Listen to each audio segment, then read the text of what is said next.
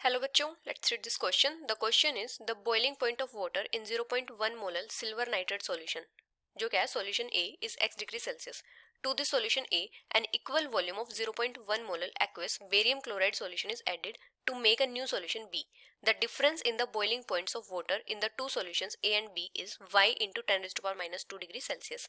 यहाँ पे हमने एज्यूम किया है कि जो दोनों सॉल्यूशन है A और B, इनकी डेंसिटी सेम है as that of water and the soluble salts dissociate completely. और यहाँ पे क्या यूज किया है, जो मोलर एलिवेशन कांस्टेंट है Kb, इसकी वैल्यू है 0.5 केल्विन किलोग्राम पर मोल और प्योर वाटर का बॉइलिंग पॉइंट है 100 डिग्री सेल्सियस. तो हमें यहाँ पे y की वैल्यू बतानी है. तो यहाँ पे हमारा की कॉन्सेप्ट क्या हो जाएगा, पहले हम क्या करेंगे, x की वैल्यू फाइंड आउट करेंगे. तो elevation in boiling point, elevation in boiling point. x यहाँ पे क्या है, boiling point of water in 0.1 molar silver nitrate solution.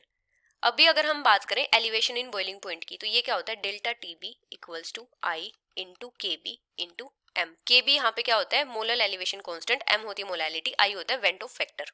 अभी यहाँ पे क्या दिया है, सिल्वर नाइट्रेट सॉल्यूशन दिया है और ये क्या हो रहा है, कंप्लीटली डिसोसिएट हो रहा है. तो यहाँ पे क्या हो जाएगा, ये फॉर्म करेगा सिल्वर कैटायन और नाइट्रेट एनायन. तो यहाँ पे आई की वैल्यू कितनी हो जाएगी, 2, क्योंकि दो ही आयंस फॉर्म हो रहे हैं. और के बी की वैल्यू यहाँ पे कितनी गिवन है, 0.5 गिवन है. और मोलैलिटी यहाँ पे कितनी गिवन है, 0.1. तो यहाँ से डेल्टा टीबी किसके इक्वल आ जाएगा, delta TB equals to 2 into 0.5 into 0.1, ये हो जाएगा 0.1 डिग्री सेल्सियस. अभी जो डेल्टा टीबी होता है ये किसके इक्वल होता है, TB minus T naught B. T naught B यहाँ पे क्या होता है, boiling point of pure solvent, मतलब जो वाटर का बॉइलिंग पॉइंट है कितना गिवन है, 100 डिग्री सेल्सियस. हमें क्या करना है, हमें टीबी फाइंड आउट करना है. तो टीबी किसके इक्वल हो जाएगा, 0.1 प्लस 100, ये हो जाएगा 100.1 डिग्री सेल्सियस. टीबी यहाँ पे क्या है, boiling point of water, boiling point of water in 0.1 molar of silver nitrate solution. मतलब हमने यहाँ पे x की वैल्यू फाइंड आउट कर ली है, वो कितनी है, 100.1 डिग्री सेल्सियस. अभी अगर हम बात करें सॉल्यूशन B की, तो सॉल्यूशन B में क्या हो रहा है, बेरियम क्लोराइड को मिक्स कर रहे हैं सिल्वर नाइट्रेट में. तो इसकी जो बैलेंस्ड रिएक्शन होगी वो क्या हो जाएगी, बेरियम क्लोराइड प्लस 2AgNO3, ये फॉर्म करेंगे 2 सिल्वर क्लोराइड. ये क्या होगा, प्रिसिपिटेट आउट हो जाएगा, प्लस बेरियम नाइट्रेट. अगर हम इसके इनिशियल मोल्स की बात करें, तो इनिशियल मोल्स कितने होंगे इन दोनों के, 0.1 और 0.1. स्टार्टिंग में इनके कितने होंगे, 0 हो जाएंगे. अभी ये क्या है, ये तो प्रिसिपिटेट आउट हो रहा है, तो इसको हम कैलकुलेशन में यूज ही नहीं करेंगे. अभी अगर हम बात करें फाइनल मोल्स की, तो फाइनल मोल्स कितने हो जाएंगे. अभी अगर हम बात करें, जैसे यहाँ पे हमारे पास 1 मोल बेरियम क्लोराइड के साथ यूज हो रहा है 2 मोल्स ऑफ सिल्वर नाइट्रेट. तो जब 0.1 मोल बेरियम क्लोराइड यूज होगा तो इसके कितने मोल्स यूज होंगे, 0.2 मोल्स. लेकिन हमें जो सिल्वर नाइट्रेट है ये कितना गिवन है, 0.1 गिवन है सिर्फ. तो मतलब ये क्या है, लिमिटिंग रिएजेंट है.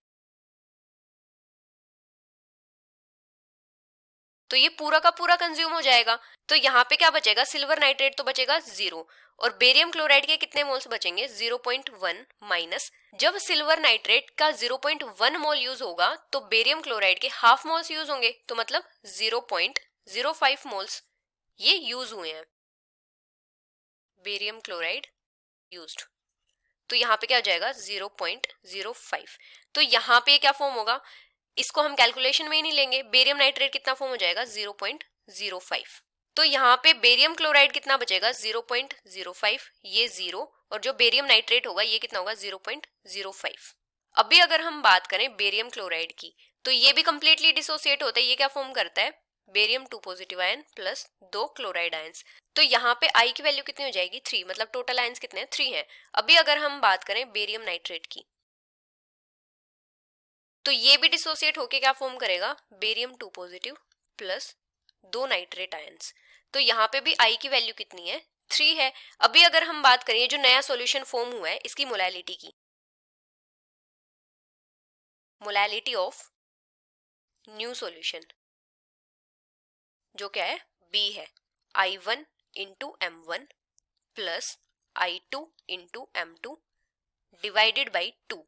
I1 यहाँ पे क्या है, जो बेरियम क्लोराइड है इसकी वैल्यू, M1 यहाँ पे क्या है, जो बेरियम क्लोराइड है इसकी कितने मोल्स बचे हुए हैं, I2 यहाँ पे क्या है, जो बेरियम नाइट्रेट है इसकी वैल्यू, और M2 यहाँ पे क्या है, जो बेरियम नाइट्रेट फॉर्म हुआ है इसके कितने मोल्स फॉर्म हुए हैं। तो यहाँ से हमारे पास क्या जाएगा, 3 into 0.05 plus 3 into 0.05 divided by 2, तो ये कितना जाएगा 0.15। ये क्या है, नए सॉल्यूशन की मोलैलिटी है। अभी अगर हम बात करें elevation in boiling point of new solution, elevation in boiling point of new solution जो क्या है B, इसको हम डिनोट करेंगे डेल्टा T डैश B से। ये किस केवल हो जाएगा KB इंटू M। I की वैल्यू हम यहाँ पे इंक्लूड नहीं करेंगे क्योंकि हमने जब मोलैलिटी कैलकुलेट करी है वहां पे यूज कर लिया, तो यहाँ पे क्या हो जाएगा, KB की वैल्यू कितनी है 0.5, मोलैलिटी कितनी है 0.15, तो डेल्टा TB डैश कितना हो जाएगा 0.075। अभी जो डेल्टा T डैश B है ये किसके इक्वल होगा, TB dash minus T note B dash. तो यहाँ पे हमें TB डैश फाइंड आउट करना है। T नोट B डैश तो वही होगा जो प्योर सोलवेंट है, मतलब जो वाटर का है 100 डिग्री सेल्सियस। तो यहाँ से हमारे पास TB डैश कितना आ जाएगा, 100 प्लस 0.075, ये हो जाएगा 100.075। अभी हमारे पास बॉइलिंग पॉइंट आ गया B का भी और बॉइलिंग पॉइंट आ गया A का भी, और उन दोनों का डिफरेंस हमें कितना गिवन है, y इंटू 10⁻²। तो यहाँ पे क्या हो जाएगा, boiling point of solution A minus boiling point of solution B, जो हमने ये TB डैश फाइंड आउट किया है, ये क्या है, boiling point of solution B।